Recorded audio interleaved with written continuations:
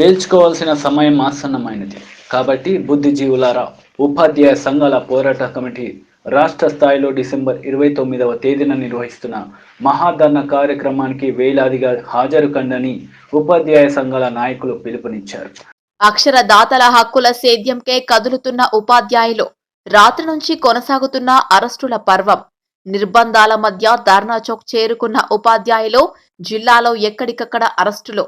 Indira park 1 kilometre మేర traffic jam. బదిలీలు, పదోన్నతులు, వేతన అంశాలు తక్షణమే కల్పించాలని డిమాండ్. ఉపాధ్యాయులచే దద్దరిల్లిన ఇందిరా పార్క్. ఈ రకంగా మేము ఆలోచించి ఈ రోజు ప్రభుత్వానికి పైసా ఖర్చు లేనటువంటి డిమాండ్లు ఇవి రెండు గొంతెమ్మ కోరికలు కావు.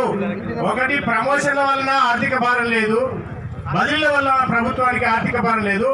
ఈ డిమాండ్లని మేము పెట్టి ప్రభుత్వాన్ని అంటే ఏం భారం అవుతుంది ప్రభుత్వానికి? అంటే నీకు ప్రభుత్వ పాఠశాలలు అంటే అంత నిర్లక్ష్యం, పేద పిల్లలు అంటే అంత నిర్లక్ష్యం ప్రభుత్వానికి. 6 సంవత్సరాలుగా మేము పెట్టినటువంటి డిమాండ్లు సింగిల్ డిమాండ్ కూడా పరిష్కారం చేయలేదు. సింగిల్ డిమాండ్ పరిష్కారం చేయకుండా అంటే మేము మీ పనులన్నీ, మీ కర్తవ్యాలని, మీ ప్రభుత్వం చేసే పనులన్నీ మేము చక్కబెట్టాలి, కానీ మా డిమాండ్లను మీరు పట్టించుకోలేదు.